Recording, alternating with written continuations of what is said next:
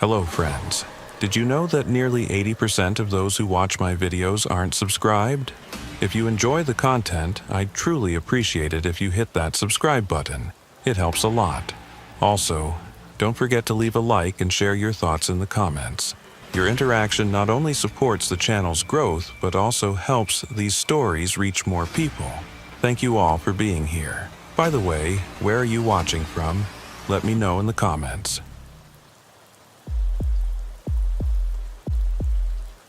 The wind came in from the north before dawn, a low roar that built steadily as Trooper Shell Udegaard checked his fuel gauge and pulled out of the Coldfoot station lot. The thermometer on the dash read -38, and the sky had that bruised look that promised snow within the hour. He'd been awake since 3, listening to the dispatcher's voice crackle through updates about a southbound semi that had failed to check in at the last waypoint. The Dalton Highway stretched ahead, a ribbon of packed snow and ice, threading through country that swallowed men whole if they made even one mistake.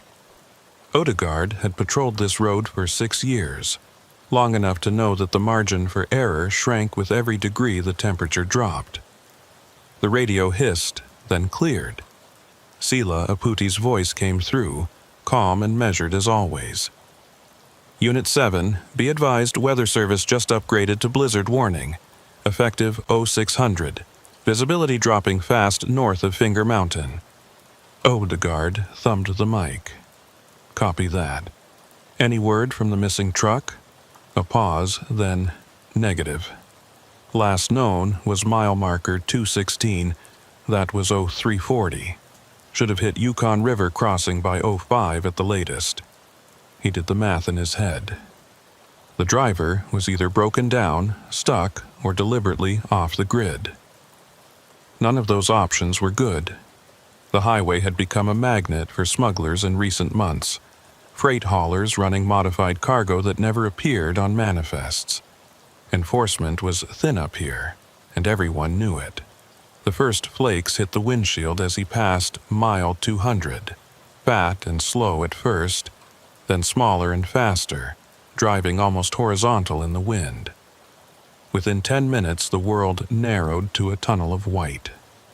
His headlights carved a feeble cone through the storm, barely reaching the edge of the roadbed. He slowed to 30, then 25, trusting the feel of the pavement more than his eyes. The heater roared, but cold seeped in through every gap in the door seals, through the firewall, through the floorboards. His breath fogged the windshield faster than the defroster could clear it, forcing him to wipe the glass with his glove every few minutes. The storm wasn't just weather anymore. It was a physical presence, pushing against the vehicle with enough force that he had to correct constantly to stay centered in the lane.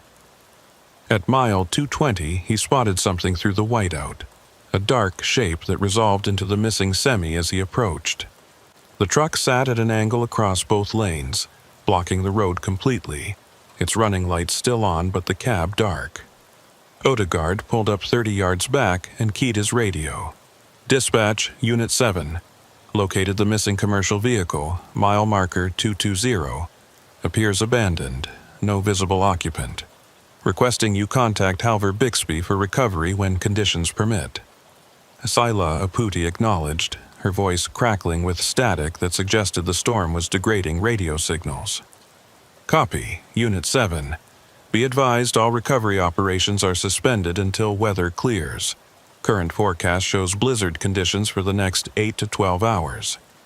Udegaard sat in the warmth of his vehicle for a moment, studying the semi through the storm. Something about the scene felt wrong in ways he couldn't immediately articulate.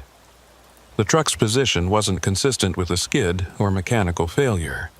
It had been parked deliberately to block the road, angled just enough that no vehicle could squeeze past on either shoulder.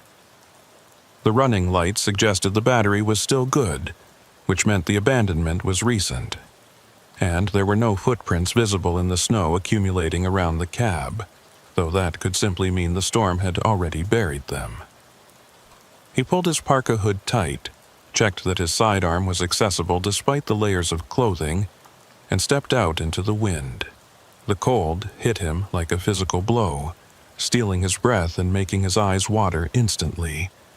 Ice crystals drove into any exposed skin with enough force to sting, and the wind was so loud he couldn't hear anything else, not the idling engine of his vehicle, not the creak of the semi's trailer settling on its suspension. He moved forward with his head down, one hand on his flashlight and the other ready to grab the door handle when he reached the cab. The snow was already knee-deep in places, drifting against the trailer's upwind side with a speed that suggested the truck would be completely buried within hours if the storm continued at this intensity. The cab door was unlocked. That detail registered immediately as wrong, because drivers on the Dalton never left their vehicles unsecured, not with the risk of equipment theft and the very real possibility that someone in distress might need to access the cab for shelter. Odegaard pulled the door open and shone his light inside. The interior was empty, the driver's seat still warm to the touch when he checked with his gloved hand. The keys were in the ignition, turned to the accessory position to keep the batteries charged but the engine off. Personal items were scattered across the passenger seat and floor. A thermos, a phone charger, a rolled-up sleeping bag, all the normal detritus of long-haul trucking. But there was no logbook, no bills of lading, no paperwork of any kind. And when Odegaard opened the glove box, it was completely empty, not even the vehicle registration that federal law required to be present. He backed out of the cab and moved to the trailer, fighting the wind with every step. The rear doors were secured with a padlock that showed fresh scratches around the keyhole, as though someone had opened it recently in poor light, or with gloved hands that made fine motor control difficult. Odegaard documented the scratches with his phone camera, knowing the images would be nearly useless in the blowing snow, but maintaining protocol anyway. He tried the lock and found it secure, then worked his way around to the trailer's side, looking for any other access points or identifying markings. The trailer was a standard dry van, white paint weathered to gray, with no company logos or DOT numbers visible.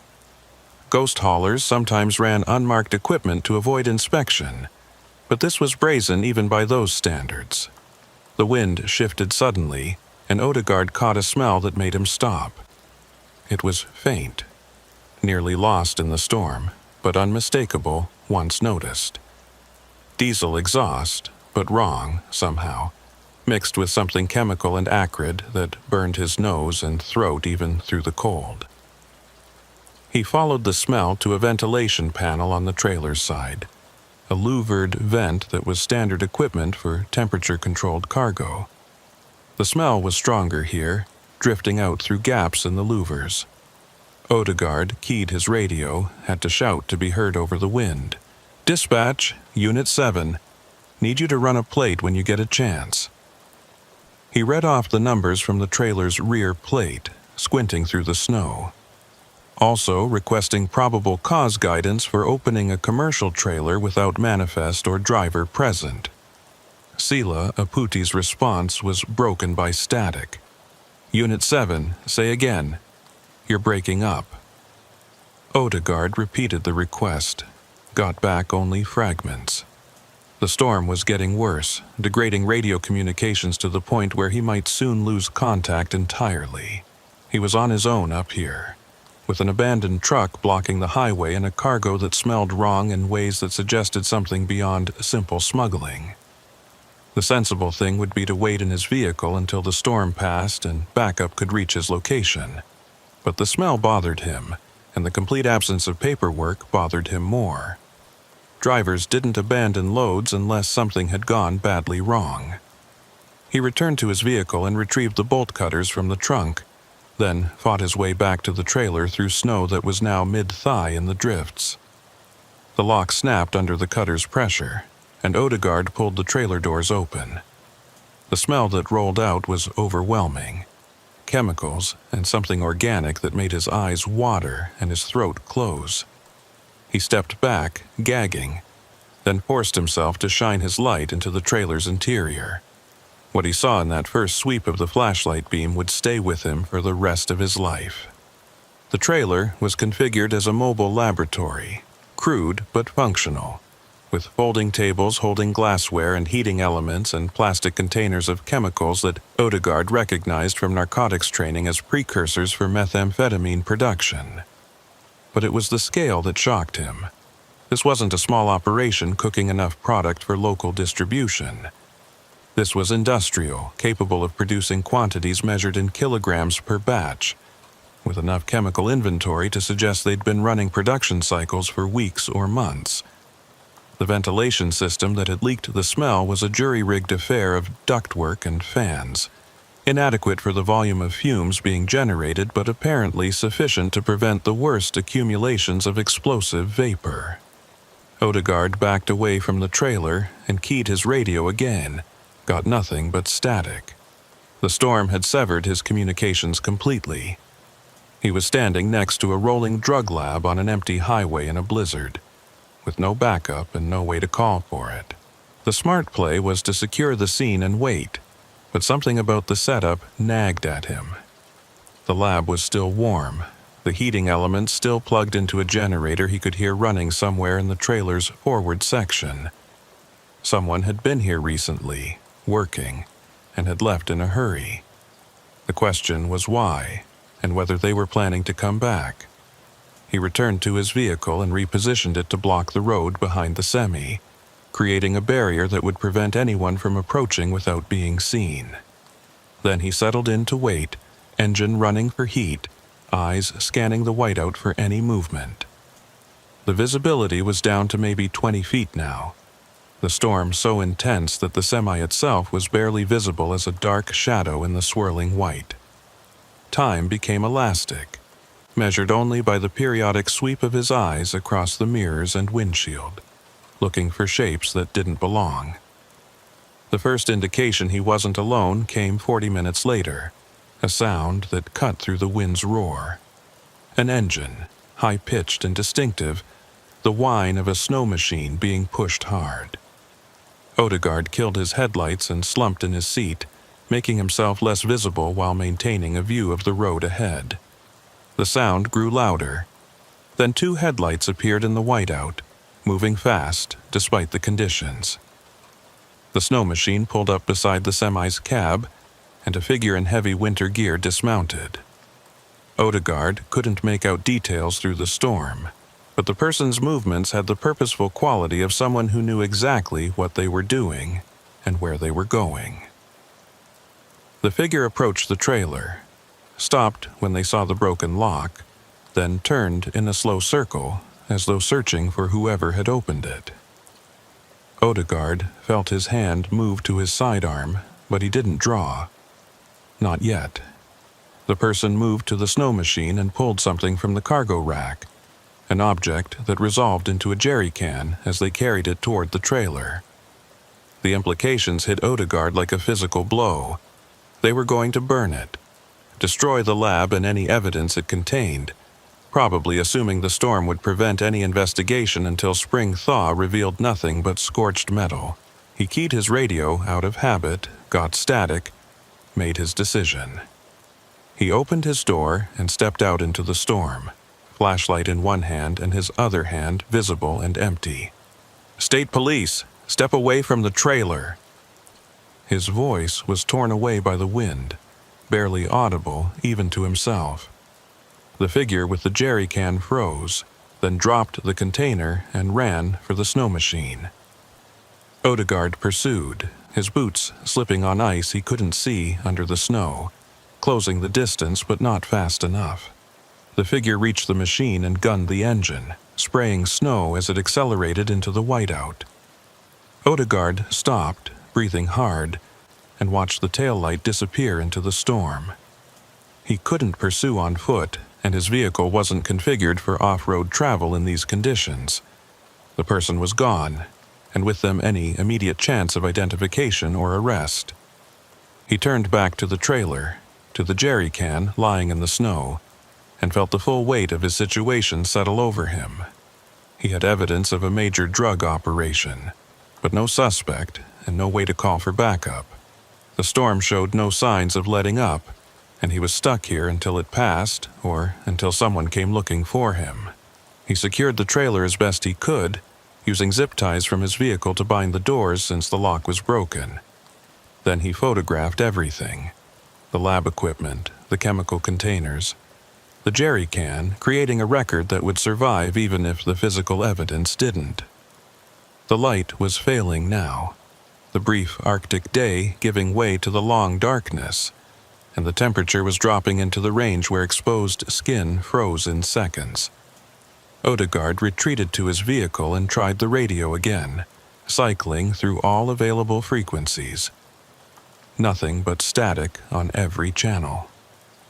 The night that followed was the longest of Odegaard's career.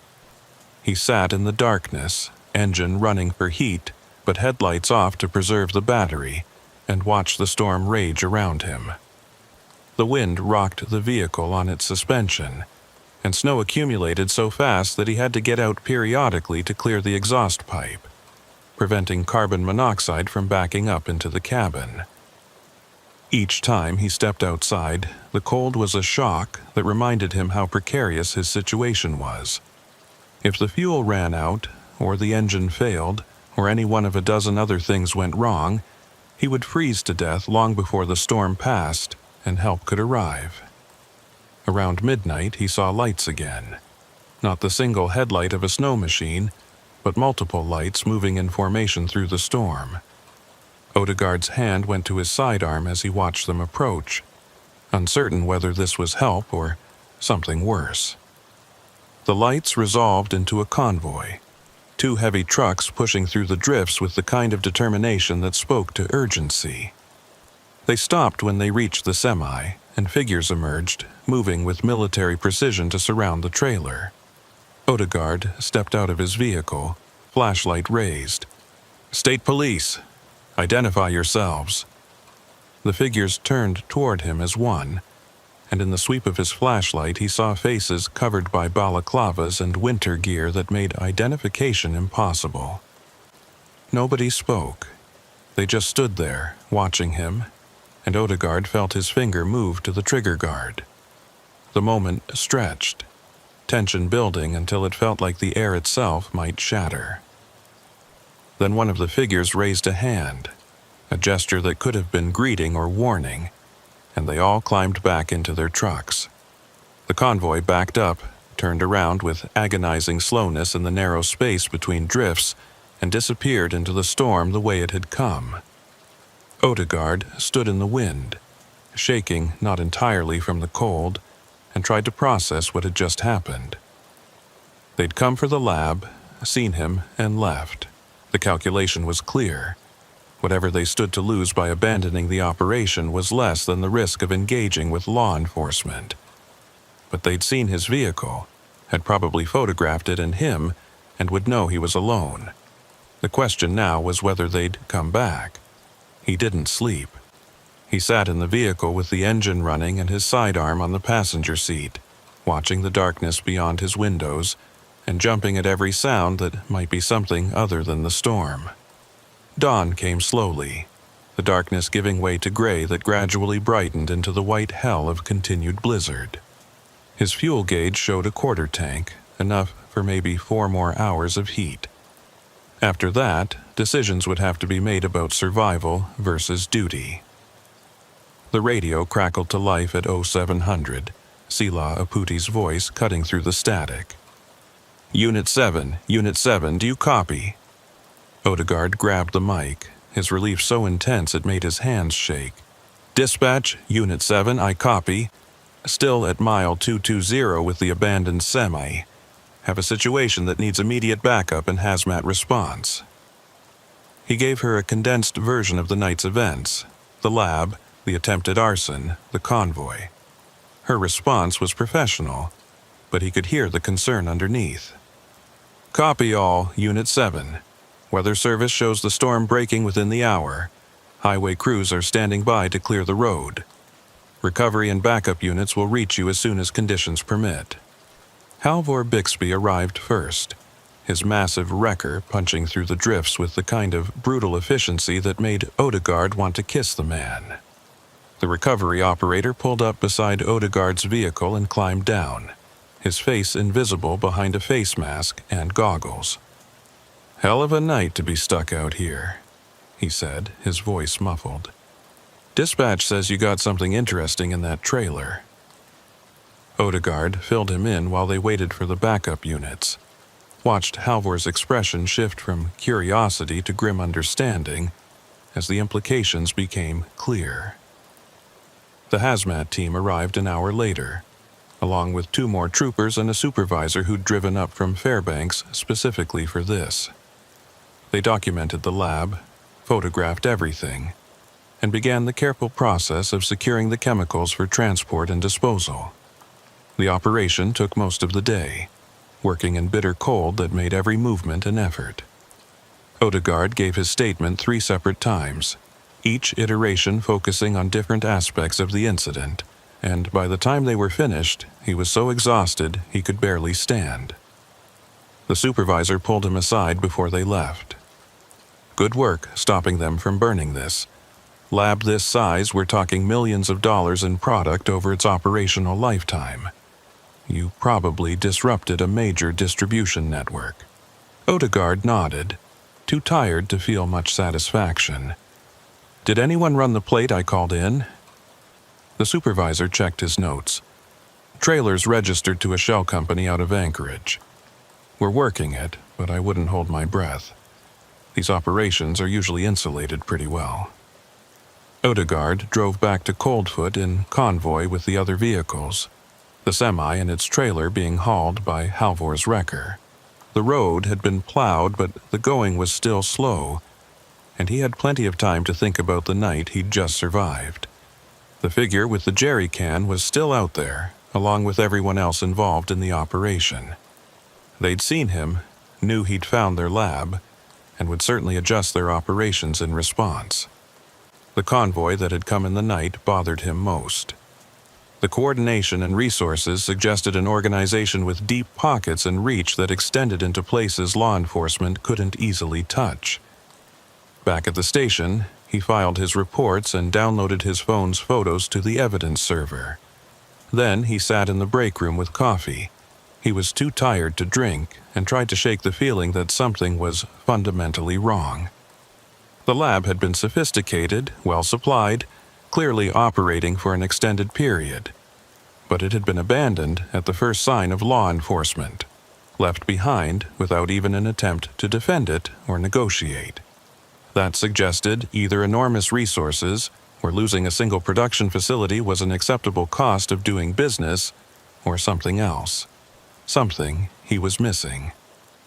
Sila Aputi found him there an hour later. "You should go home, get some sleep. You've been up for more than 24 hours. Odegaard nodded, but didn't move.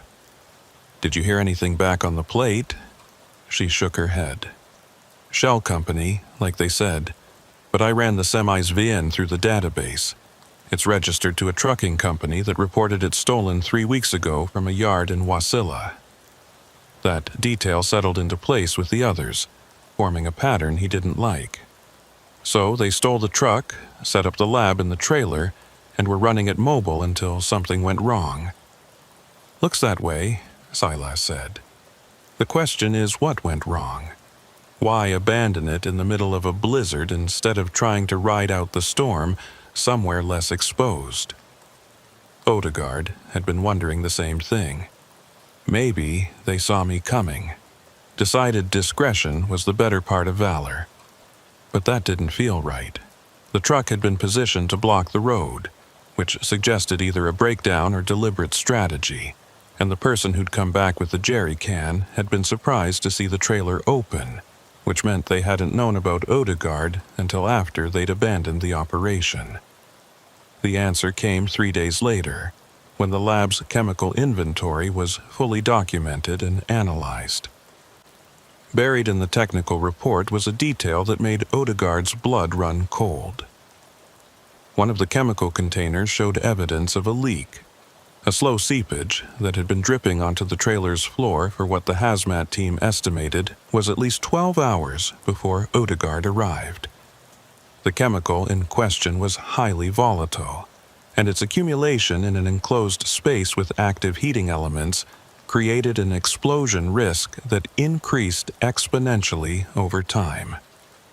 The people running the lab had abandoned it because they knew it was a bomb waiting to go off. Odegaard thought about that for a long time. Thought about opening the trailer doors and shining his light inside. About the hours he'd spent parked next to a potential explosion massive enough to vaporize his vehicle and himself. Thought about the convoy that had come in the night, seen the situation, and backed away rather than risk being caught in the blast. The margins between life and death up here were always thin, but he'd spent a night on the wrong side of that line without even knowing it. He never saw the person with the jerry can again, never got any leads on the convoy or the organization behind the lab. The investigation ran into the same walls that stopped most cases involving sophisticated criminal networks. Layers of corporate shells and cutouts that made prosecution nearly impossible without informants who were too scared to talk. The trailer and its contents were eventually destroyed according to hazmat protocols, the chemicals disposed of and the equipment reduced to scrap metal. The semi was returned to its owners, who claimed complete ignorance of how it had been stolen or used. Odegaard continued patrolling the Dalton, watching the miles roll past and keeping an eye out for abandoned vehicles or suspicious activity. But something had changed in him during that night in the storm. He found himself thinking about the calculations that people made, the decision to abandon valuable equipment rather than risk confrontation, the willingness to let him die in an explosion if it meant protecting their operation. He thought about the thin line of law enforcement stretched across thousands of square miles of empty country, and how inadequate it was against organizations with resources and ruthlessness that exceeded anything he'd been trained to handle. 6 months later, another mobile lab was found on the park's highway, abandoned in similar circumstances. Then another on the Richardson, and another on the Glen. The pattern was clear. They were moving the operations constantly, using stolen vehicles and staying mobile to avoid detection. Each lab that was found represented probably a dozen others that operated successfully, cooking their poison and distributing it across the state and beyond. Odegaard read the reports and recognized the same helpless feeling he'd had in the storm, the understanding that finding one lab changed nothing fundamental about the problem. On his last patrol before requesting a transfer to investigations, Odegaard stopped at mile 220 and sat looking at the spot where the semi had blocked the road. The snow had melted and refrozen countless times, erasing any trace of that night. But he remembered the smell, the chemical burn in his throat. The moment when he'd opened those trailer doors not knowing he was looking at something that could have killed him. He remembered the figure with the jerry can, turning in the snow, and the convoy's headlights appearing out of the storm like something from a nightmare. The wind picked up, driving ice crystals across the pavement, and Odegaard thought about all the vehicles that passed this spot every day. How many of them carried secrets, contraband, people running from or toward something that would never appear in any official record. The highway was just a road, neutral and indifferent, but it enabled flows of commerce and crime that were impossible to fully control or even comprehend. His job was to catch what he could, stop what was stoppable, and try not to think too hard about everything that slipped through. He pulled back onto the highway and continued north, into country where the road eventually ended and the wilderness began. Behind him, the sun was setting, painting the snow in shades of red and gold that would have been beautiful if he could forget what they reminded him of. Blood on ice, fire in the darkness, the things people did to each other when they thought no one was watching. The wind howled down from the mountains, and somewhere out there, another truck was rolling south with cargo that wouldn't match its manifest. Another operation was setting up or shutting down. Another line was being crossed that he'd never even know existed. The Dalton Highway stretched ahead, empty and waiting. and Shell Odegaard drove into the gathering dark with his headlights carving a tunnel through the cold. Behind him, the road disappeared, swallowed by distance and night. Ahead, it went on forever, leading to places he'd never reach and answers he'd never find. That was the job. That was what the North taught you, if you stayed long enough to learn. Some things you stopped, and some things you didn't. And the difference between them was mostly luck and timing, and being in the right place at the moment when wrong intersected with law. He'd been lucky once. The question was whether that luck would hold, or whether someday he'd open the wrong door at the wrong time and find something that wouldn't let him walk away. The thought stayed with him all the way back to Coldfoot, riding in the passenger seat like a ghost he couldn't shake. The station lights were warm and welcoming when he finally pulled into the lot, but they didn't chase away the cold that had settled into his bones. Some cold went deeper than weather. Some cold came from understanding things you wished you didn't know.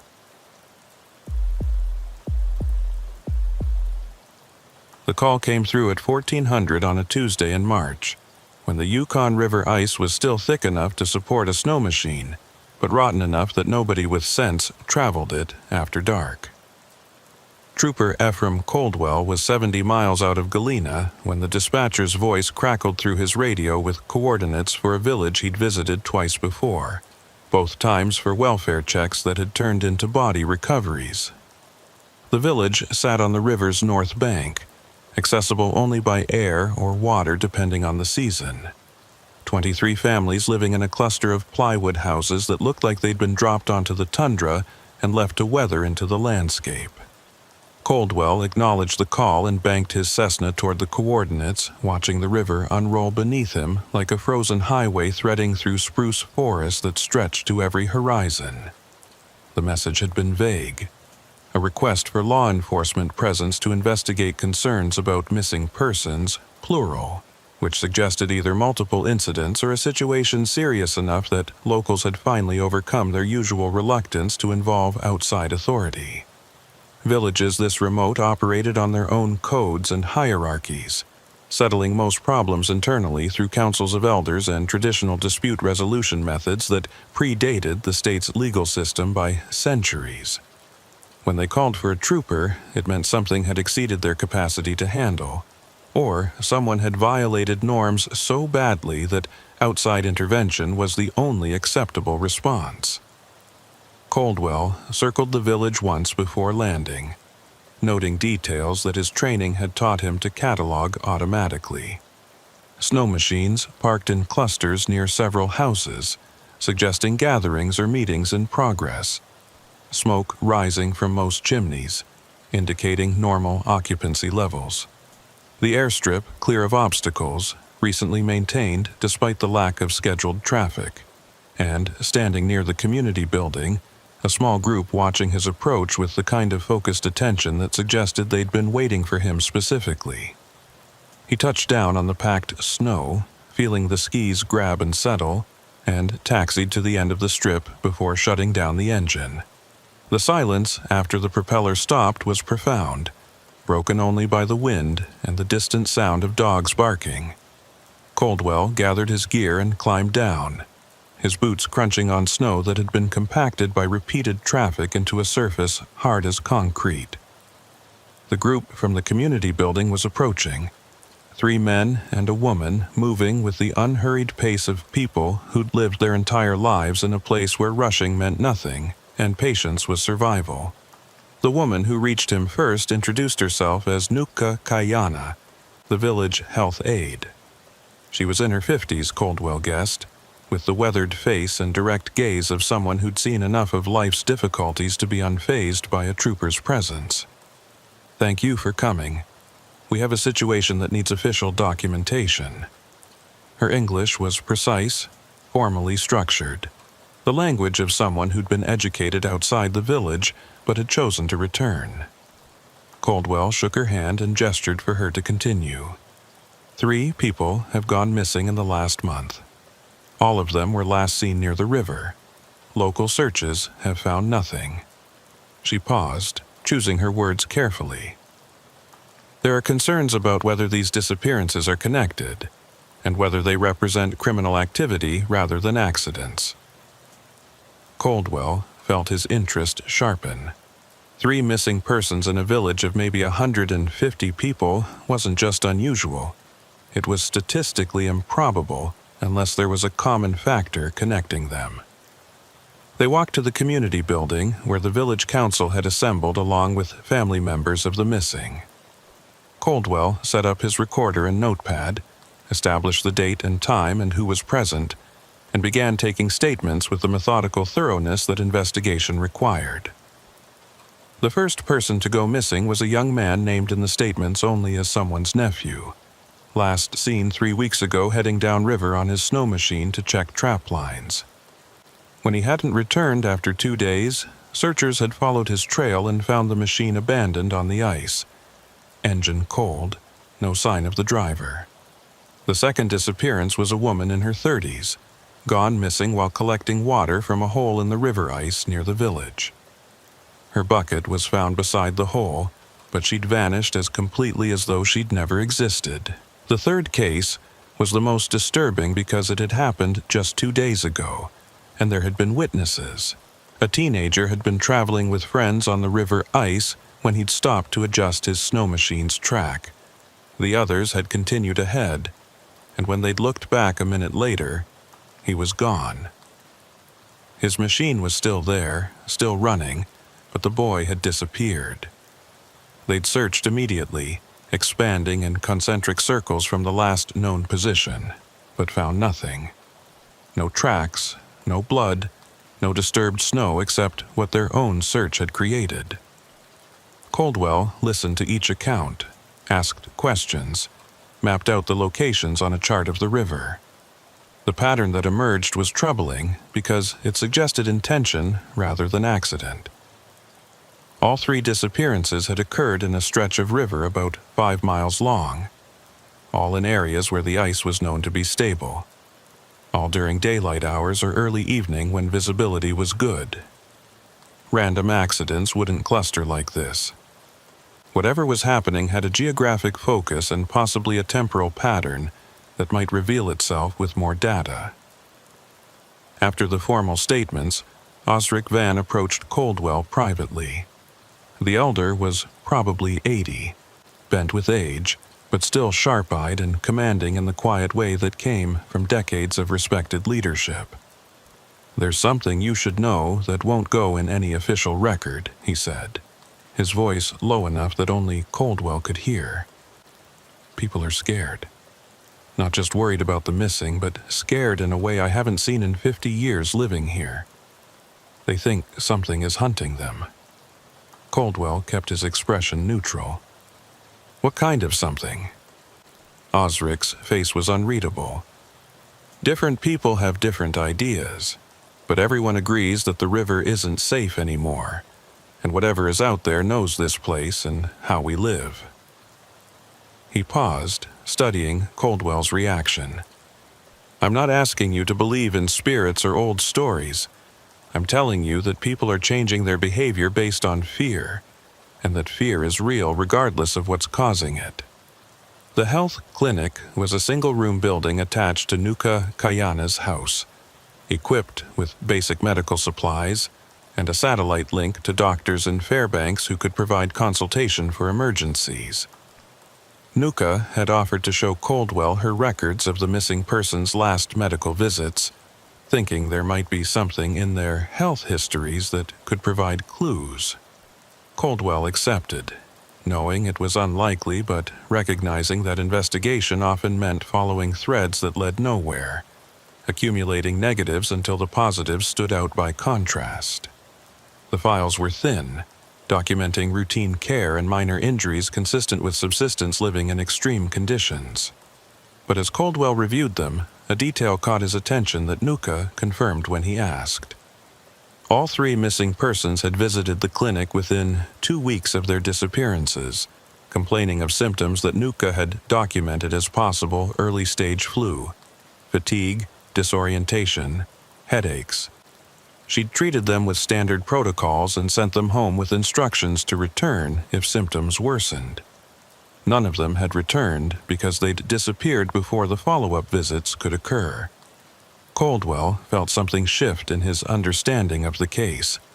3 people experiencing similar symptoms before vanishing wasn't proof of anything, but it suggested a possible connection worth exploring. Did anyone else in the village have similar symptoms during that time? Nuka consulted her records. Maybe half a dozen others, but their symptoms resolved normally within a few days. I attributed it to seasonal illness, something going around. She looked at Caldwell. You think the sickness and the disappearances are related? I think it's worth investigating, Caldwell said carefully. He didn't want to start rumors or create panic, but the pattern was too specific to ignore. 3 people getting sick, then disappearing from the same stretch of river within weeks of each other. Either it was an extraordinary coincidence, or there was a common factor that needed to be identified. Did any of them mention where they thought they'd caught the illness? Contact with anyone from outside the village, unusual activities, anything like that? Nuka shook her head slowly, then stopped. The nephew mentioned he'd been camping downriver, checking traps. Said he'd found a fishing camp someone had set up on the ice, abandoned but recently used. He'd sheltered there during a storm and thought maybe he'd picked up something from contaminated food someone had left behind. She pulled out a map and marked the location the nephew had described. Here, about 3 miles south of the village. We didn't think much of it at the time. Caldwell studied the map, noting that the fishing camp location was within the cluster of disappearances. Has anyone checked this camp since he mentioned it? Nuka's expression told him the answer before she spoke. No one goes downriver anymore. Not since the second disappearance. People are staying close to the village, traveling in groups, avoiding the ice altogether if they can. The decision to investigate the fishing camp felt inevitable, though Caldwell was acutely aware that doing so alone violated every safety protocol in his training. But waiting for backup that might not arrive for days wasn't acceptable when the pattern suggested more disappearances could occur. He requisitioned a snow machine from the village's emergency equipment cache, checked that his satellite phone was charged and his sidearm was accessible, and set out at first light the next morning with Osric's warning echoing in his mind. Something is hunting them. The river ice was a landscape of its own, pressure ridges and wind-sculpted drifts creating a terrain that looked almost lunar in its alienness. Caldwell followed the route marked on his map, navigating by GPS and visual landmarks that stood out against the white. A distinctive spruce cluster, a bend in the river's course, a rocky outcrop on the north bank. The temperature was -20, cold enough that his breath froze on his face mask and his eyes watered behind his goggles. The snow machine's engine was loud in the silence, and he found himself unconsciously scanning his surroundings for movement or anomaly, looking for whatever had put such fear into people who'd lived their entire lives in this unforgiving landscape. He found the fishing camp exactly where the nephew had described it, a small shelter constructed from spruce poles and a plastic tarp, positioned in the lee of a pressure ridge that provided some wind protection. The shelter was still standing, which suggested it hadn't been there too long, maybe a few weeks at most before weather and ice movement would have destroyed it. Caldwell stopped his machine 50 yards away and approached on foot, his hand resting on his sidearm more from instinct than any specific threat assessment. The camp showed signs of recent occupation but hasty abandonment. A cooking area with a propane stove still set up, food supplies in sealed containers, sleeping bags, and personal items scattered as though someone had left quickly without bothering to pack properly. Caldwell documented everything with his phone camera, noting details that might prove significant later. The food containers were commercial packaging, not local subsistence goods, suggesting whoever had been here was from outside the village. The sleeping bags were high-quality expedition gear, expensive and well-maintained. And there was equipment that didn't fit the pattern of a simple fishing camp. A portable generator, a laptop computer in a waterproof case, scientific instruments that Coldwell didn't recognize, but that suggested data collection rather than recreation. He was photographing the instrument cluster when his satellite phone rang. The sound so unexpected in the silence that he actually jumped. The screen showed Nuka's number. "Trooper Coldwell, I thought you should know. We just found tracks leading out of the village toward the river.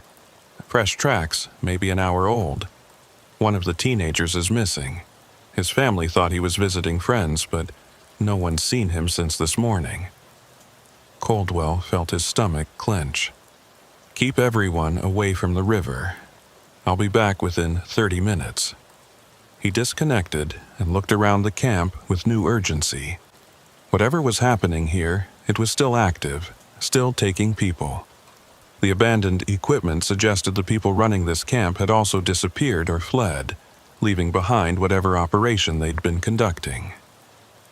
Coldwell grabbed the laptop case and the most portable of the scientific instruments, knowing he was potentially contaminating a crime scene but judging that the evidence value outweighed protocol. The ride back to the village was a blur of speed and concentration, pushing the snow machine harder than was safe on ice that could conceal deadly flaws beneath its surface. Coldwell's mind raced through possibilities, trying to construct a narrative that explained the evidence. A research camp, abandoned suddenly. Missing villagers with symptoms suggesting exposure to something biological or chemical. A pattern of disappearances clustered around a specific geographic area. The pieces didn't quite fit together yet, but the outline of something deliberately harmful was becoming visible. The village was in controlled chaos when Coldwell arrived, search parties organizing despite his instruction to stay clear of the river. The missing teenager's family was demanding action, and Osric was struggling to maintain order while respecting both the family's grief and the need for caution. Coldwell pulled Nuka aside and showed her the equipment he'd recovered. "Do you recognize any of this? The scientific instruments. Do they look like anything you've seen before?" Nuka examined them carefully. "This one measures air quality, particulates and chemical concentrations. This one looks like it might be for water sampling. And this," she held up a device with a digital display, "I think this measures radiation." She looked at Coldwell. "What were they doing out there?" Before Coldwell could answer, one of the search party members came running from the river, shouting. The group had found something on the ice, and from the panic in the man's voice, it wasn't good. Coldwell and Nuka followed him back to the riverbank, where a cluster of people stood in a loose circle around something dark on the white ice.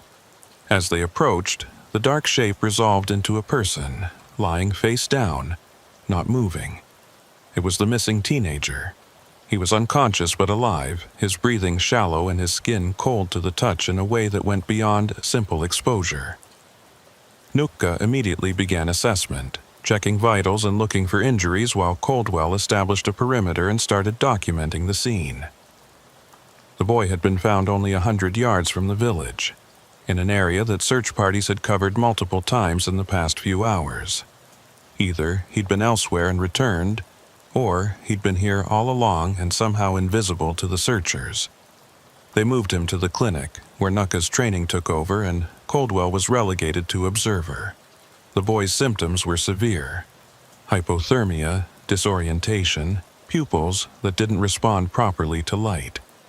But there was something else, something Nuka noticed immediately and pointed out to Coldwell. "Look at his hands and face, this rash, these lesions. I've seen something similar before in cases of chemical exposure." She swabbed several of the lesions for analysis that would have to be sent to a real lab, then started treatment for what she could address with her limited supplies. Coldwell stepped outside to make calls.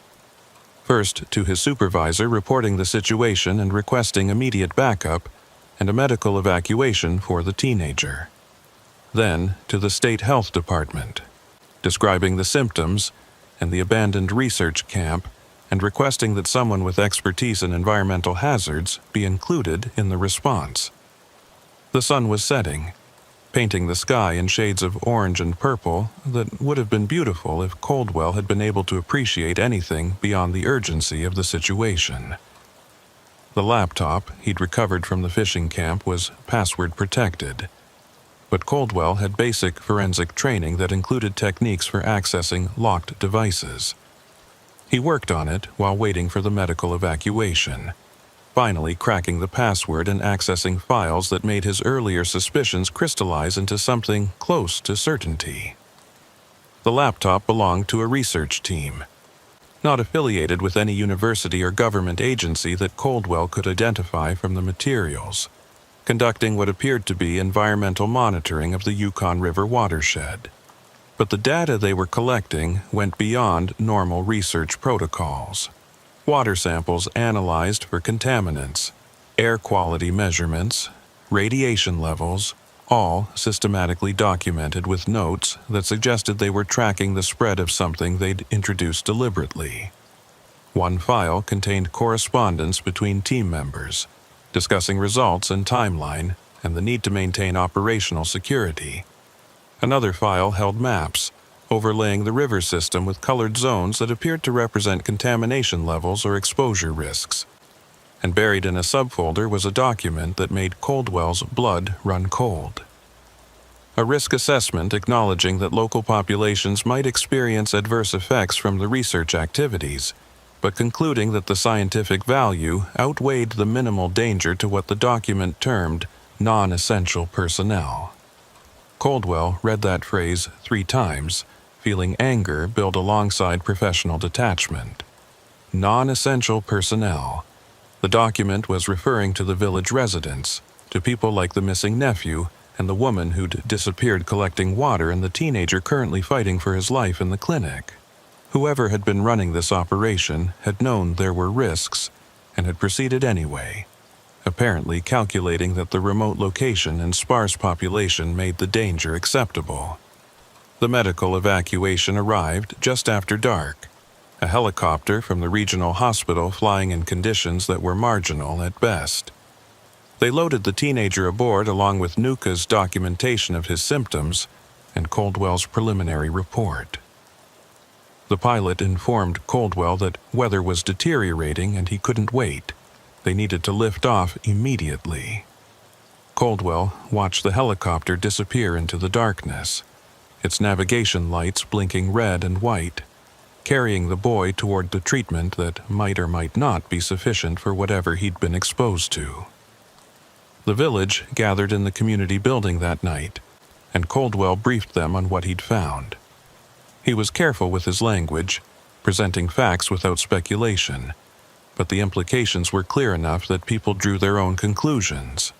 Someone had been using their river as a testing ground, had contaminated it with something that was making people sick and possibly causing the disappearances.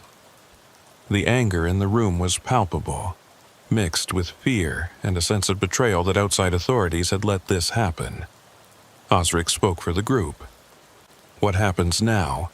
How do we know it's safe? How do we know there aren't more of these camps, more contamination? Coldwell had to admit he didn't have answers. The investigation would expand. More resources would be brought in. The contamination would be mapped and hopefully cleaned up. But all of that took time, and in the meantime, the village was living beside a river they could no longer trust. Over the next 3 days, the response team arrived in waves. Environmental specialists who took samples and measured levels and produced reports filled with technical language that boiled down to confirmation that, yes, the river was contaminated with a cocktail of experimental compounds that had no business being there. Law enforcement investigators who began the process of identifying the research team and building a case for whatever charges would be appropriate. And medical personnel who screened every village resident for exposure, finding elevated levels in most people, but severe symptoms in only the few who'd gone missing or been found unconscious. The pattern became clearer as data accumulated. The research team had been testing some kind of biological compound, possibly a prototype for environmental remediation or possibly something else entirely. The compound had interacted with natural river chemistry in unexpected ways, creating a hazard zone that moved with the current and accumulated in certain areas where ice formation or geography concentrated the contamination. People who'd spent time in those zones had been exposed to levels sufficient to cause the symptoms Nuka had documented. But that still didn't explain the disappearances themselves. The teenager who'd been found was able to provide some information once he'd recovered enough to talk, though his memories of the time he'd been missing were fragmented and unreliable. He remembered feeling sick, disoriented, wandering on the ice without clear purpose or direction.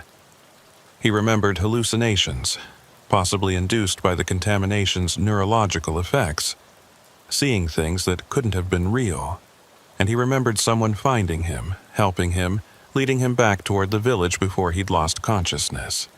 But he couldn't describe who it had been, or whether it had been real or another hallucination. The other missing persons weren't found, not in those first days or in the weeks of intensive search that followed. The contamination had been in the river for months before being detected.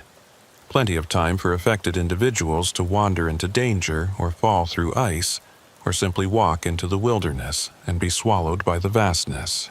The official conclusion was that the disappearances were likely accidents. People made vulnerable by contamination-induced disorientation who'd succumbed to environmental hazards before they could be helped. Coldwell wasn't sure he believed that, but he had no evidence to support an alternative theory. The research team members had disappeared as thoroughly as the village's missing persons, their camp abandoned and their whereabouts unknown. Warrants were issued, but the identities in the laptop files might have been false, and the organization they'd claimed to represent didn't exist in any official database. Whoever they were, they'd covered their tracks well enough to evade immediate consequences. The river was declared off-limits pending decontamination, a process that would take years and might never be fully completed. The village received compensation that felt like an insult given what had been taken from them. Money from a government program designed for exactly these situations but calibrated for property damage rather than missing lives. Some families relocated, unable to continue living beside a river that had betrayed them. Others stayed, out of stubbornness, or love of place, or simple lack of alternatives. Coldwell filed his reports and moved on to other cases, but the Yukon investigation stayed with him in ways he couldn't entirely articulate. The callousness of using an entire community as unwitting test subjects. The ease with which people with resources could exploit the remote and vulnerable, and the lingering question of what had really happened to the missing. The official explanation felt incomplete, like a story with crucial pages torn out. Years later, working a different case in a different village, Coldwell heard a rumor that made him think about the Yukon disappearances in a new light. Someone had seen people matching the descriptions of the missing research team members, living under different names in a compound in the lower 48, still conducting research for an organization that operated in the shadows between legitimate science and something darker. The rumor was impossible to verify, and even if true, didn't prove anything about their activities or motives. But it suggested that whatever had been tested on the Yukon River had been valuable enough to the people behind it that they'd protected their researchers, extracted them when the operation was compromised, and probably continued their work elsewhere. That someone, somewhere, had decided that the contamination and the disappearances and the suffering were acceptable prices for whatever knowledge or capability they'd gained. Coldwell never returned to that village on the Yukon, though he followed news about it through official channels and occasional conversations with Nuka Kayana, who'd stayed and continued her work despite everything. The community had survived, adapted, found ways to live with the knowledge that the river they'd depended on for generations could no longer be fully trusted. The teenage boy had recovered physically, though Nuka reported he was changed, quieter, prone to staring at the river with an expression she couldn't read. The missing were never found, officially declared dead after the waiting period required by law. Their families held services without bodies, said goodbye to people who'd vanished as completely as if they'd never existed. And life continued because that was what survival demanded. Moving forward despite the holes left by absence, despite the questions that would never be answered.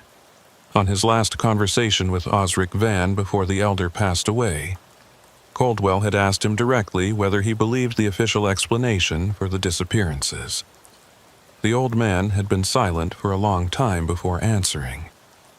I believe people saw what they saw and felt what they felt. I believe the river took those people, whether through contamination or ice or something else, and I believe there are things that happen in this country that never get properly explained, because the people who could explain them don't care enough to try. That answer stayed with Coldwell longer than any of the official reports, longer than the technical analyses of contamination levels and exposure pathways. It captured something fundamental about the case that the bureaucratic language couldn't touch, the sense that vulnerable people had been harmed by those with power, and the mechanisms theoretically designed to prevent such harm had failed completely. He kept the laptop from the fishing camp, stored in evidence long after the case was officially closed. Occasionally, he'd review the files, looking for details he might have missed, connections that might reveal who the research team had really been or what they'd truly been testing. He never found anything definitive, just layers of obfuscation that suggested professional skill at hiding identities and intentions. The maps in the laptop files showed contamination zones extending far beyond the immediate area of the village, following the river's course for hundreds of miles. Coldwell had reported this to the appropriate agencies, but cleanup efforts had focused on the area around the village, leaving the rest unaddressed due to resource constraints and the practical impossibility of decontaminating a river system that vast, which meant that whatever had been introduced into the Yukon was still out there, diluted perhaps, but persistent, flowing downstream toward communities and ecosystems that would never know they'd been touched by someone else's reckless experiment. That knowledge weighed on Coldwell in moments of quiet reflection. The understanding that the case he'd investigated was just one visible incident in a pattern of exploitation that remained mostly invisible. That for every contamination event that got discovered and documented, there were probably dozens that went unnoticed or were successfully concealed. The North was vast and empty enough that motivated people with resources could conduct almost any activity they wanted, secure in the knowledge that oversight was minimal and consequences uncertain. He'd joined law enforcement with ideals about justice and protection, believing that the system worked more often than it failed. Cases like the Yukon disappearances had complicated that belief without entirely destroying it. The system had responded when called, had investigated and documented and tried to make things right. But the response had been too slow and too limited, had failed to prevent the harm or fully address its causes, and the people responsible had escaped any real accountability. Nuka Kayana sent him a message on the 5th anniversary of the first disappearance. The village was holding a memorial, and she thought he might want to know. Coldwell didn't attend, couldn't face the families whose questions he'd never been able to answer fully, but he stood by the river that day and thought about the people who'd vanished, wondered whether they'd died quickly or suffered, whether they'd understood what was happening to them or had been too confused by contamination-induced hallucinations to comprehend their situation, whether anyone had tried to help them or they'd been alone at the end. The river flowed past, indifferent and eternal, carrying its secrets toward the sea. Somewhere downstream, the contamination persisted, invisible but present, a hidden legacy of choices made by people who'd never faced consequences. Somewhere, The missing persons' stories had ended in ways no investigation had revealed, their final moments unknown to anyone who'd cared about them. Ephraim Coldwell watched the water move and felt the weight of all the things he hadn't been able to fix, all the answers he hadn't found, all the justice he hadn't delivered. The North taught you that lesson eventually, if you stayed long enough. That some questions don't get answered, that some wrongs don't get righted. That the best you could do was bear witness and remember and try to prevent the next tragedy, knowing you'd probably fail, but trying anyway, because the alternative was accepting that vulnerable people were disposable and their suffering didn't matter. He turned away from the river finally, walked back to his vehicle, and drove toward wherever the next call would take him. Behind him, the Yukon flowed on, keeping its secrets, carrying its poison, waiting for the next person who trusted enough to let their guard down. The water didn't care. The water never cared. That was the most terrible thing he'd learned. Nature itself was neutral, and the harm came from people who exploited that neutrality, who understood that a river couldn't testify and the dead couldn't accuse, and the remote places of the world were perfect for crimes that no one would witness or investigate or remember. Except Ephraim Coldwell remembered. He'd carry those missing faces with him for whatever remained of his career, and probably beyond. 3 people who'd disappeared from beside a river that should have sustained them, taken by contamination or misadventure, or something he'd never fully understand. The official files were closed, but the case would never really end. Not for him, not for the families, not for anyone who'd lived through it and learned that safety was an illusion and trust was a luxury the powerful could violate without fear. The engine turned over and he pulled onto the highway, leaving the river behind but carrying its weight forward into whatever came next.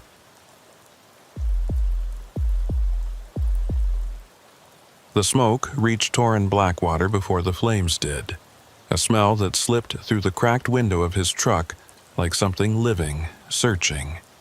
He'd been parked outside the all-night diner on the Kenai Spur Highway, finishing paperwork that should have been done hours ago, when the first wisps of it curled through the cab. Acrid and wrong, carrying undertones of burning plastic and diesel and something else he couldn't immediately place. He looked up from his laptop and saw the glow on the horizon, orange against black clouds that hung low over the inlet like a shroud. Another fire, the 4th in 6 weeks. His coffee went cold in his hand as he started the engine. The harbor was chaos when he arrived 20 minutes later. Volunteer firefighters running hoses toward a pier where flames were consuming what had been a 40-foot seiner. The heat hit him when he opened the truck door, a physical wave that made his eyes water and his skin prickle. But it was the sound that stopped him. A roar that seemed to come from everywhere at once, drowning out shouted commands and the diesel rumble of fire pumps. The boat was burning with an intensity that suggested something beyond accident, beyond even simple arson. This was destruction with purpose, methodical and complete. Mirek Sokolov found him in the crowd, the harbor master's face streaked with soot and reflecting firelight that made him look decades older. "Same as the others," he said, his voice hoarse from smoke. "Stripped clean before it burned. No gear, no electronics, nothing. Just the hull and enough accelerant to make sure there's nothing left to investigate." He pointed toward the burning vessel, but this time, someone was watching. Standing right there on the dock when the fire started, making sure it took properly before they left. Blackwater felt his pulse quicken. "Anyone get a description?" Mirek shook his head. Too much smoke, too much confusion. But Anana saw something. "She's over there. Won't talk to anyone else." He gestured toward a woman standing apart from the main crowd, her face illuminated by flames that made her expression unreadable. "She's scared, Torrin. Really scared. More than just witness nerves." Anana Tulugak was shaking when Blackwater approached, though the night wasn't particularly cold. She worked at one of the processing plants, he knew, spent her days in blood and ice and the endless repetition of gutting fish. But there was something in her eyes now that went beyond the usual weariness of seasonal work.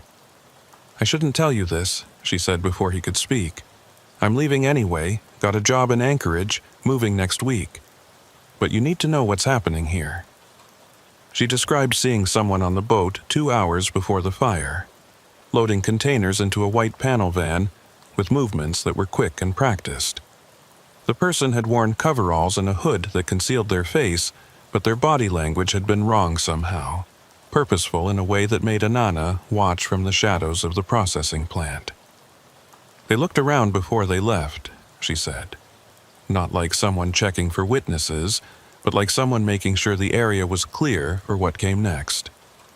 And when they drove away, they didn't use headlights until they reached the highway." Blackwater wrote down every detail, but his mind was already racing ahead to implications. 4 fires in 6 weeks, all following the same pattern. Boats stripped and burned.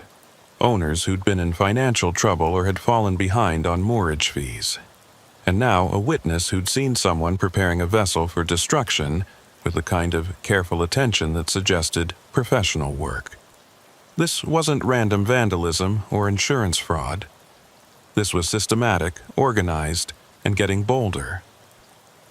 "There's something else," Anana said, her voice dropping to barely above a whisper.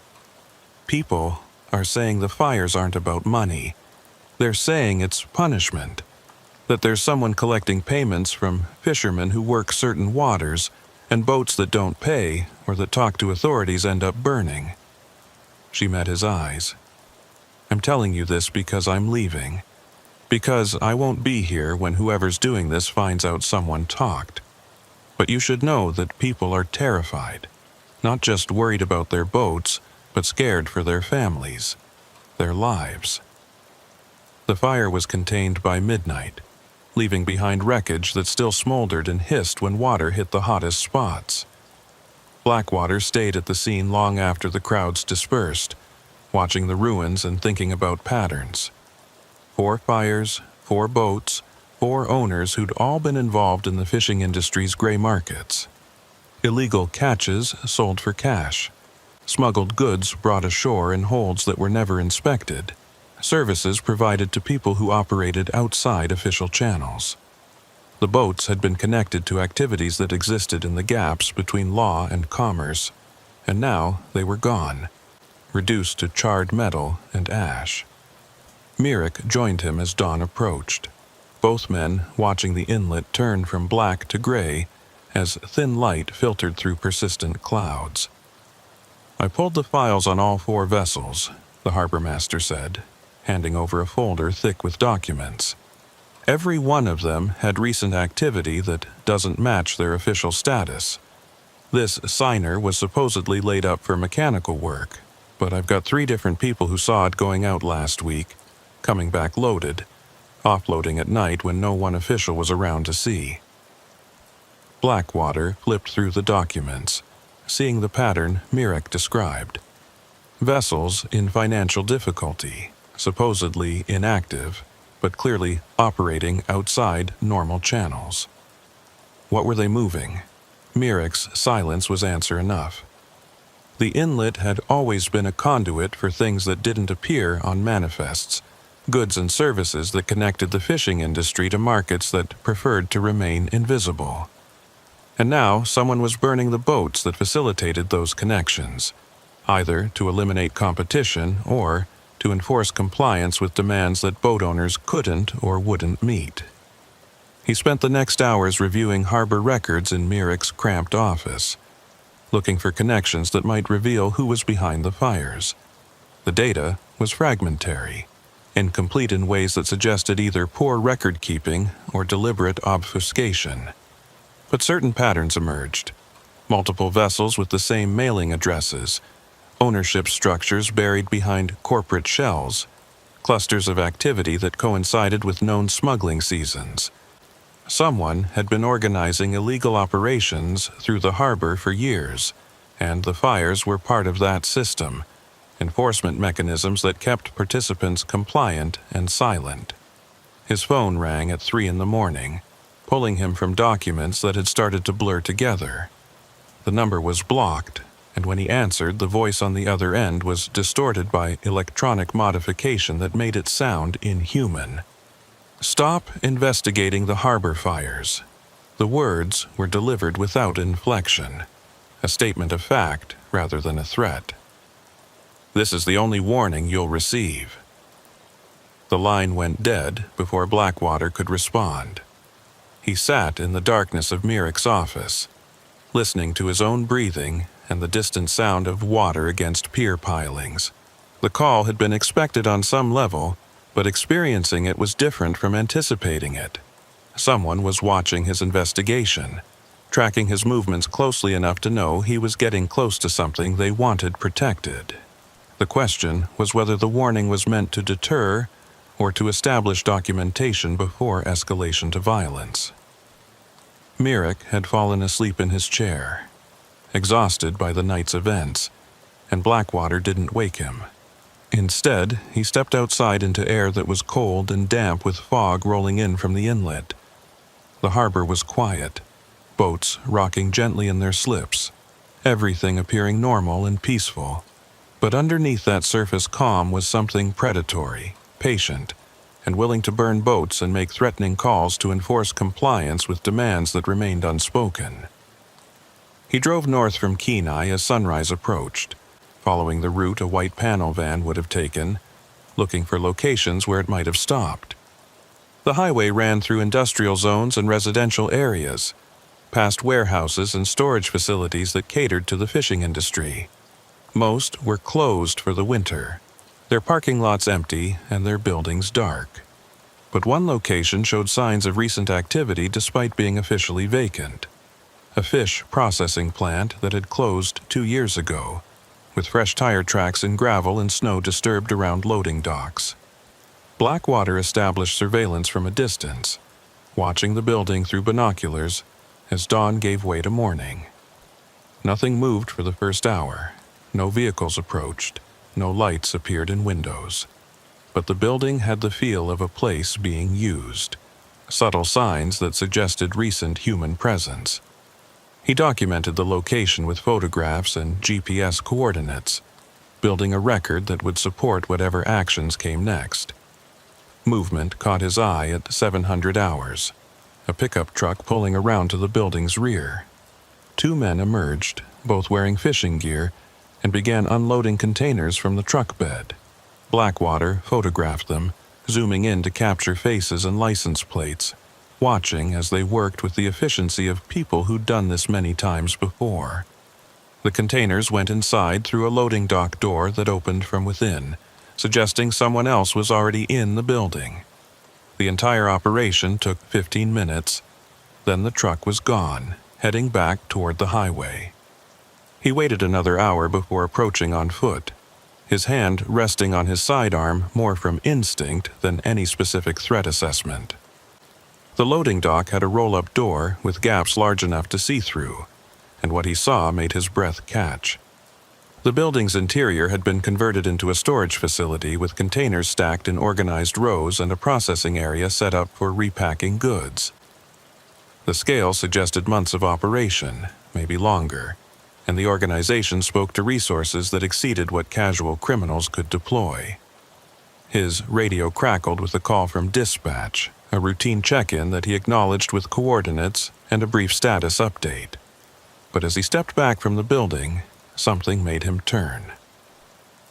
A figure was standing at the tree line 50 yards away, watching him. Too far to make out details, but close enough that their attention was unmistakable. Blackwater raised his hand in acknowledgement, a gesture that could have been greeting or challenge, and the figure melted back into the trees without responding. The encounter lasted maybe 5 seconds, but it confirmed what the threatening call had suggested. He was being watched, his investigation monitored with attention to detail that was deeply concerning.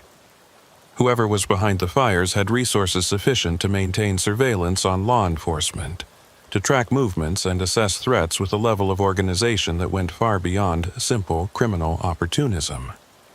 He called for backup, knowing it would take time to arrive but unwilling to approach the building alone when he knew hostile parties were monitoring his actions. While waiting, he maintained observation from a position that provided cover and clear sightlines to all approaches. The morning was quiet. Fog still thick enough to muffle sound and reduce visibility. The kind of weather where things could happen without being seen or heard, where violence could occur in silence and isolation. The backup arrived 40 minutes later. 2 troopers from Soldatna, who'd been briefed on the situation and approached with appropriate caution. Together, they secured the building's perimeter and requested a search warrant, then waited while prosecutors and judges were contacted and legal processes ground forward with bureaucratic slowness. The wait was tense, knowing that whoever was inside might be destroying evidence or escaping through routes that weren't visible from their positions.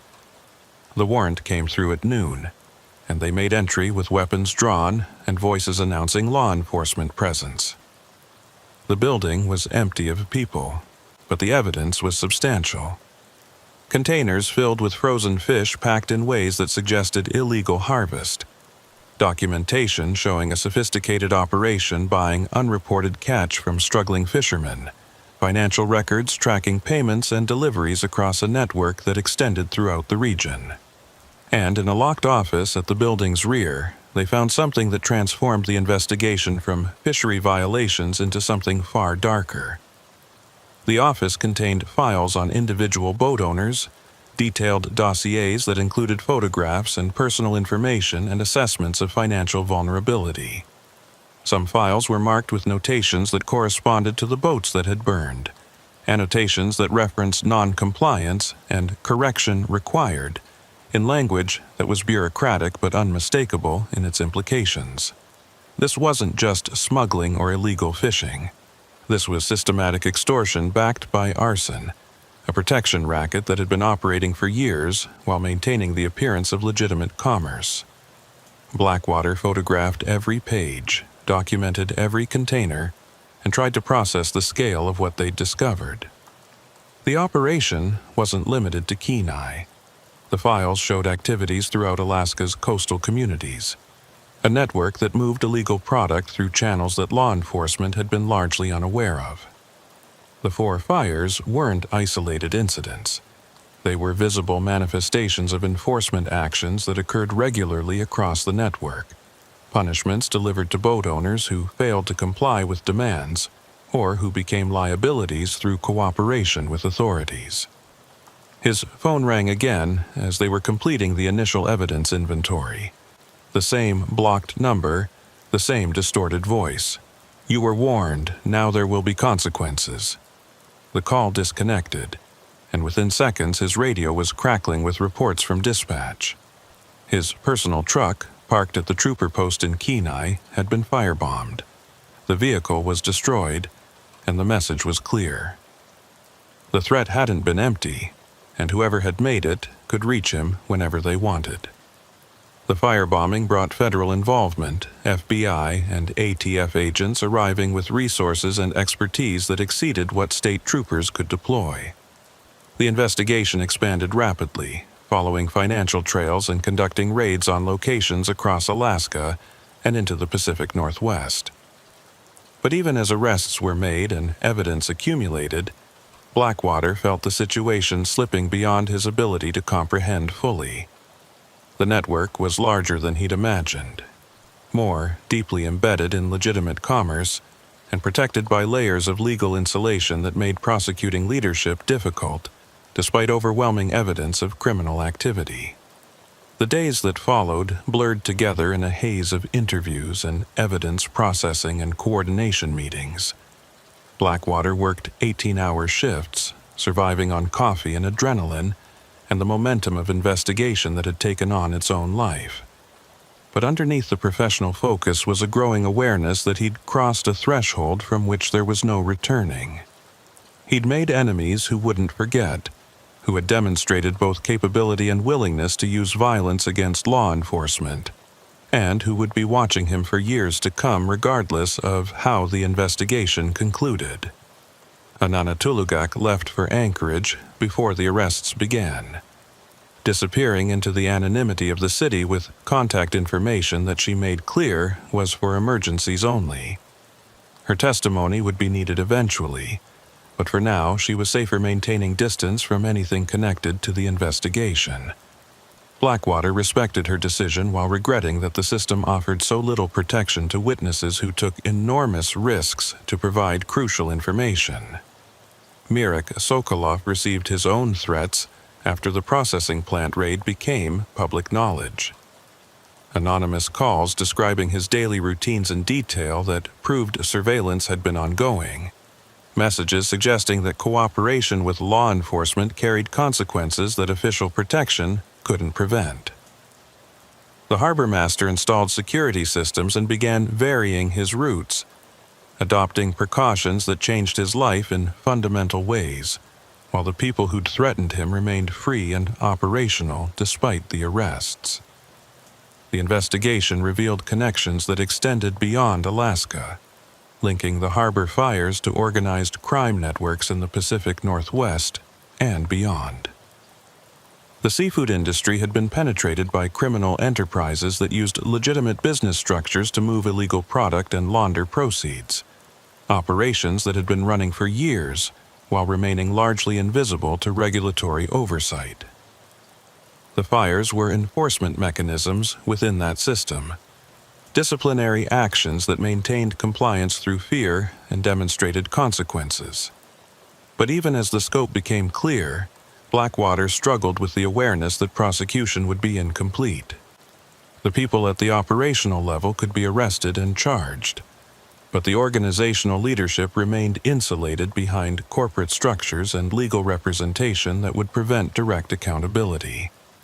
The investigation would disrupt the network, might even dismantle significant portions of it, but the underlying infrastructure and relationships would persist, ready to be reconstituted once attention moved elsewhere. Weeks passed in a cycle of investigation and documentation, building cases that prosecutors said were strong, but which Blackwater knew would face challenges in court. Defense attorneys were already positioning their clients as low-level employees following orders, as people who had no knowledge of the broader criminal enterprise, as individuals who'd made mistakes but didn't deserve the sentences their actions would ordinarily warrant. The legal system ground forward with its own logic, and Blackwater found himself increasingly peripheral to processes that he'd initiated but no longer controlled. He returned to the harbor on a night when fog had reduced visibility to almost nothing, walking the piers and thinking about the boats that had burned and the people who'd been terrorized and the investigation that had consumed months of his life. The water was invisible beyond a few feet, but he could hear it moving, patient and indifferent to everything that happened on its shores. The inlet had been here long before the fires and would remain long after, a constant against which human dramas played out and were forgotten.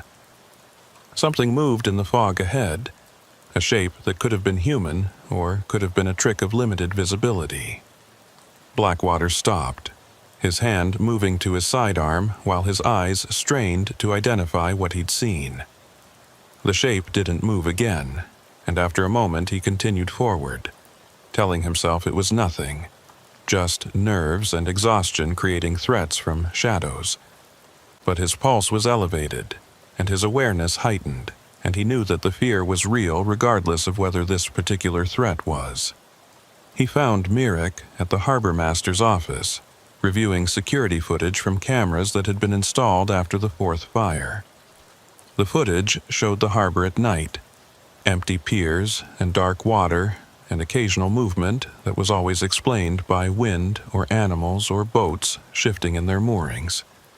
But Mirek was watching something specific, rewinding and replaying a segment that showed the pier where the fourth fire had occurred. "Look at this," he said, pointing at the screen.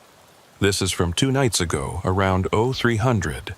Watch the edge of the frame." Blackwater leaned closer, studying the grainy footage. For several seconds, nothing happened. Then a figure appeared at the screen's edge, standing motionless and appearing to watch the pier. The figure was there for maybe 10 seconds before disappearing back into darkness, and the footage continued showing empty pier and quiet water. "Could be anyone," Blackwater said, but he didn't believe it.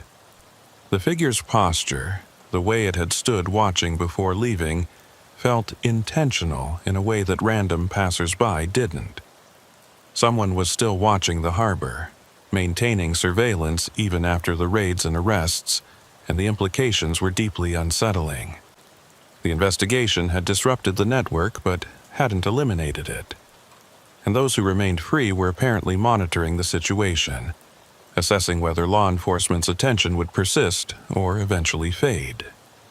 Mirek ran the footage forward, showing similar appearances over several nights, always around the same time, always the same general location, always the same pattern of appearing and watching and then disappearing. "I've started sleeping here," he admitted. "Can't shake the feeling that something's building, that whoever this is isn't just watching but planning something." His exhaustion was visible, the kind that came from weeks of insufficient sleep and constant vigilance. Blackwater knew the feeling, had been experiencing it himself since the firebombing. The hypervigilance that made relaxation impossible, the constant scanning for threats, the inability to trust that any moment was truly safe.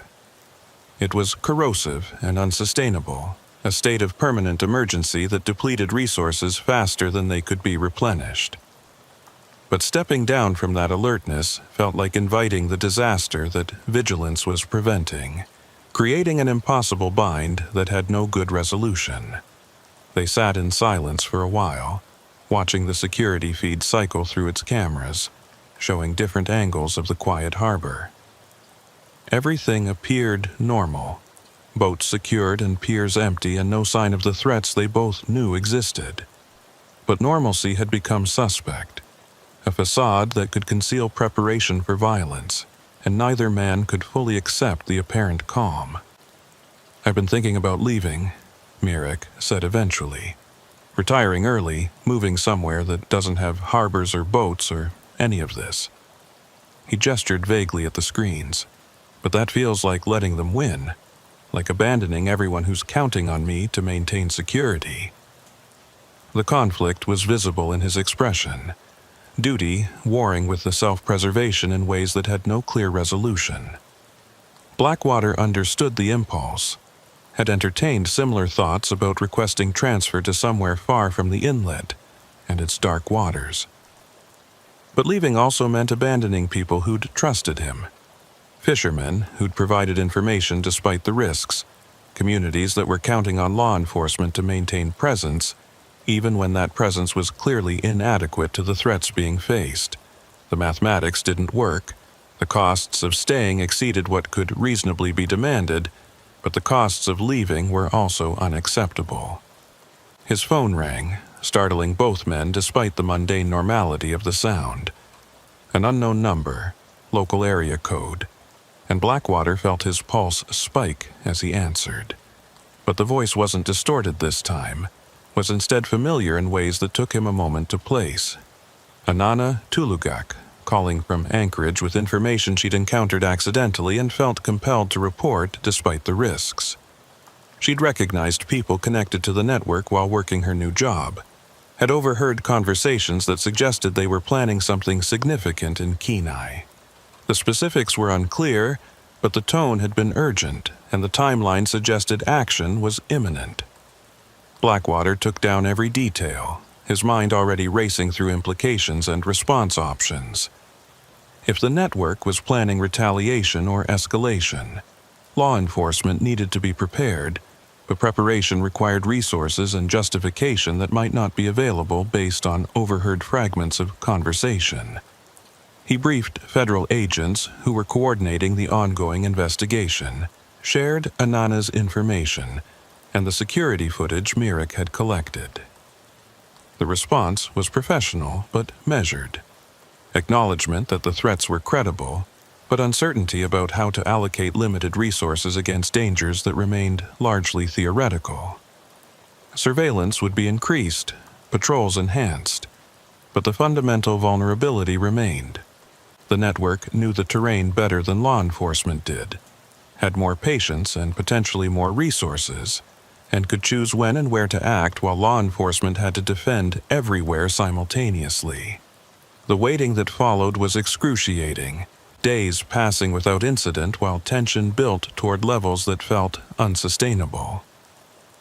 Blackwater found himself unable to sleep for more than a few hours at a time, waking with adrenaline surges triggered by sounds that were always explained by mundane causes.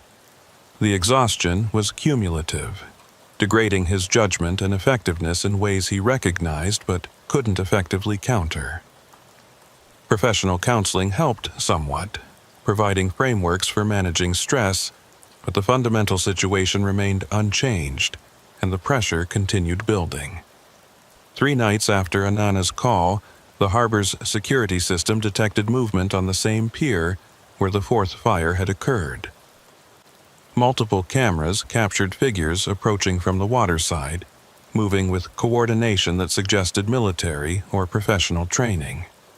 Blackwater was monitoring the feeds from Mirek's office when the alert came through, and he initiated response protocols while watching the figures move efficiently toward boats that were moored in the area most vulnerable to fire.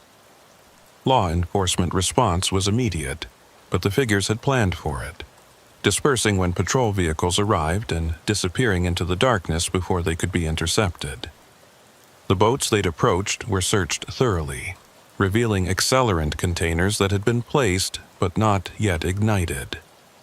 The intended arson had been prevented, but the message was clear. The network retained operational capability and willingness to use it. The investigation hadn't eliminated the threat, and future attacks were inevitable unless something fundamental changed. Blackwater stood on the pier as dawn approached, looking at the accelerant containers that had been photographed and collected as evidence. They'd been lucky this time. Surveillance had detected the attempt early enough for intervention, but luck wasn't strategy, and relying on it invited eventual failure. The network would learn from this attempt, would adjust their methods and try again, and eventually they would succeed unless law enforcement could shift from reactive response to proactive disruption. But proactive disruption required penetrating the network, developing informants who could provide advance warning of planned actions. And recruiting informants meant asking people to take enormous risks for uncertain protection, to betray organizations that had demonstrated willingness to use violence against those who cooperated with authorities. The ethics troubled Blackwater more than the tactics, the awareness that he was asking others to assume dangers he couldn't adequately protect them from. Federal agents arrived to process the scene, and Blackwater found himself relegated to observer status as they took control of the investigation. His role was becoming increasingly peripheral, the case expanding beyond state law enforcement capacity into federal jurisdiction with resources and authorities that exceeded what he could deploy. The transition was professionally appropriate, but personally frustrating. Watching work he'd initiated being taken over by people who didn't have the same investment in the community or understanding of the local dynamics. Mirek joined him as the sun rose over the inlet, both men watching agents work with methodical efficiency. "They're going to solve this," the harbor master said, but his tone suggested he didn't believe it. "They'll make arrests and dismantle parts of the network and declare victory, and then they'll leave, and we'll still be here with whoever's left and whatever comes next." The assessment was cynical, but probably accurate. A recognition that federal interventions were temporary while the threats were permanent. The weeks that followed saw additional arrests as investigation expanded, more defendants charged, and more evidence seized. But the core leadership remained elusive, protected by legal structures and operational security that frustrated investigators. Some progress was being made, the network was being degraded, But elimination remained beyond reach, and the organizational knowledge would persist even if individual members were imprisoned. Blackwater threw himself into the work, documenting evidence and conducting interviews and building cases that prosecutors would eventually present.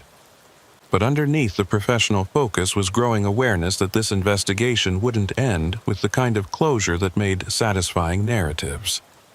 There would be no moment when all defendants were arrested and all threats eliminated and communities could return to normal.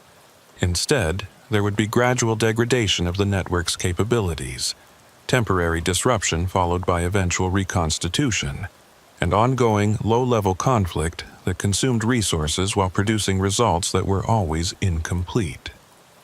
The realization was demoralizing in ways he struggled to articulate. He'd entered law enforcement believing that solving cases meant eliminating problems, that prosecuting criminals made communities safer in lasting ways. But experience was revealing a more complex reality where victories were temporary and defeats were often invisible, where the best outcomes were marginal improvements rather than transformative change. The work remained necessary, but its limitations were increasingly apparent. Months passed in cycles of investigation and documentation, the case files growing thicker while the network proved resilient despite pressure. Some defendants accepted plea agreements and provided testimony, but the information they offered was carefully calibrated to minimize their own exposure while protecting higher-level members. The cooperation was strategically calculated rather than genuine, another form of manipulation that investigators recognized but couldn't effectively counter. Blackwater found himself thinking about the boats that had burned, about the fires that had initiated this entire investigation. 4 vessels destroyed, 4 families affected, 4 data points in a pattern that extended far beyond what was immediately visible. The fires had been symptoms rather than the disease itself, manifestations of a system that operated largely unseen until it produced spectacular violence. And stopping the fires hadn't meant eliminating the system, just forcing it to be more careful about how it enforced compliance. Late one night, he returned to the harbor alone, walking piers that were quiet and dark.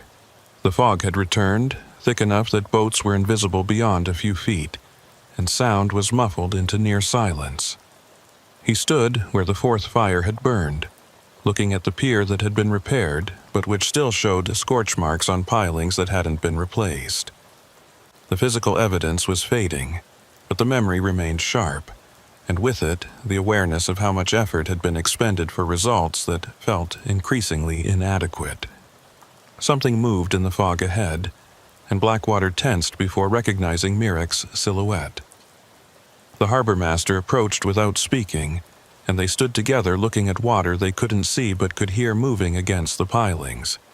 "Can't sleep anymore," Mirek said eventually. "Keep thinking about the figure in the security footage, wondering if they're out there watching right now." Blackwater nodded, understanding the paranoia because he felt it himself. The awareness of being watched, of threats that remained active despite the investigation, had become a constant presence that colored every moment. "We did what we could," he said. But the words felt hollow even as he spoke them. They disrupted the network, made arrests, prevented some fires, but the fundamental situation remained largely unchanged, and everyone involved knew it. "I'm retiring at the end of the month," Mirek announced. "Can't do this anymore. The stress is killing me faster than any actual threat would." He paused. "Whoever they bring in to replace me won't have the history, won't know the patterns, and the network will recognize that and exploit it." The statement was matter of fact, recognition of reality rather than criticism of his successor. Blackwater felt the comment as a judgment on his own choices, an implicit question about how long he could sustain this level of engagement before it consumed him entirely. The answer was that he was already approaching that threshold, already feeling the erosion of mental and emotional resources that stress demanded. But he had no clear path away from the work, No alternative that felt acceptable when communities were still vulnerable and threats remained active. They parted without further conversation, each heading toward vehicles and whatever sleep might be possible. Blackwater drove through empty streets, checking his mirrors reflexively and scanning for vehicles that might be following. The hypervigilance had become automatic, a constant background process that never fully shut down. He recognized it as unsustainable, but couldn't identify how to reduce the vigilance without inviting the dangers it was supposed to prevent. His apartment felt less like refuge than temporary shelter, a place he occupied between shifts rather than somewhere he actually lived. The personal items were minimal, photographs and furniture that suggested someone who'd never fully moved in despite living there for years. The transience felt appropriate somehow, matching the provisional nature of his entire situation. He existed in suspended state, waiting for resolution that might never come while the investigation ground forward with its own momentum. Sleep was difficult and fragmented when it came, interrupted by dreams of burning boats and figures in fog and voices delivering warnings through distorted phones. The dreams blurred with reality in ways that were disorienting, waking moments bleeding into sleep states until he sometimes wasn't certain which was which. The psychological toll was accumulating faster than he could process it, and professional counseling could only address symptoms without changing the fundamental situation creating them. Weeks turned into months, and the investigation's intensity gradually decreased as federal resources were redirected to other priorities. The network had been damaged but not destroyed, and investigators recognized that complete elimination was probably impossible given the resources available and the geographical scope involved. A kind of equilibrium had been established, an uneasy balance where the network operated more cautiously while law enforcement maintained heightened vigilance, both sides accepting a stalemate that neither could decisively break. Blackwater found himself in a meeting with his supervisor, discussing the investigation's status and what came next. The supervisor was professional and supportive, acknowledging the work that had been done while also noting that indefinite continuation at current intensity wasn't sustainable. Resources needed to be allocated to other cases, and Blackwater's obsessive focus on the harbor investigation was creating imbalance in the district's overall enforcement posture. The message was clear: time to scale back, to accept what had been achieved, and move on to other priorities. The directive was reasonable from institutional perspective, but it felt like abandonment of communities that remained vulnerable, and fishermen who'd cooperated despite risks. Scaling back meant reducing surveillance that might detect future arson attempts, meant decreasing the law enforcement presence that deterred the network's activities, meant accepting that some fires would probably burn because resources weren't available to prevent them. The calculations made sense from resource management perspective, but felt morally indefensible when translated into human costs. He complied with the directive because refusing would have been insubordination, but the decision sat heavily on him as he reduced his hours and shifted attention to other cases. The harbor remained part of his patrol area, but the intensive focus was gone, replaced by periodic check-ins and reactive response to incidents rather than proactive investigation of threats. The transition felt like failure, even though it was being presented as successful conclusion of a major investigation. Myrick's replacement arrived, and Blackwater briefed him on the situation, walking him through the history and explaining the patterns and warning about threats that remained active. The new harbor master listened attentively and took notes, but Blackwater could see that the information was being processed as historical background rather than current threat assessment. The new person hadn't lived through the fires and investigations, hadn't felt the fear that permeated the fishing community, and couldn't fully appreciate the ongoing danger despite Blackwater's attempts to convey its reality. Within months, The harbor's security posture had degraded as the new harbormaster made decisions prioritizing convenience over vigilance. Camera systems that Mirak had installed weren't maintained properly.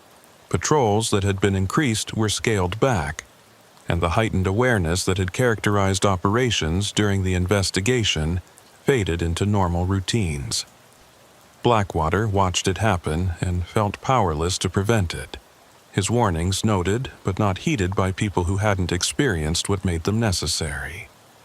The network recognized the opportunity and began carefully testing the reduced security, conducting small probing actions that assessed how quickly law enforcement would respond and how thoroughly incidents would be investigated.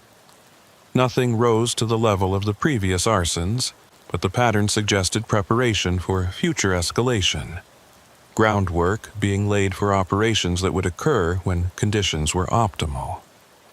Blackwater documented what he observed and reported it through channels, but the response was measured and restrained.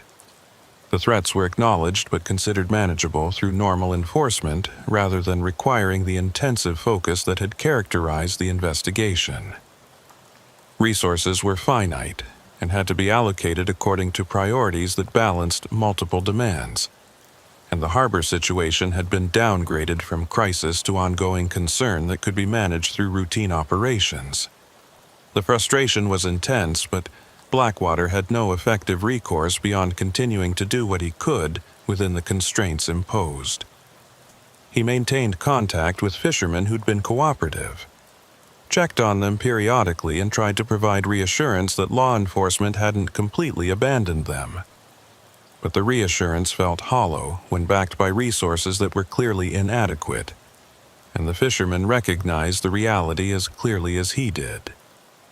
Anana reached out occasionally from Anchorage, asking how things were progressing and whether it was safe for her to visit family in Kenai. Blackwater had to be honest that safety couldn't be guaranteed, that the network retained capability and apparent willingness to retaliate against those who'd cooperated with investigations. She accepted this news with resignation, recognizing that her exile from home was indefinite and possibly permanent.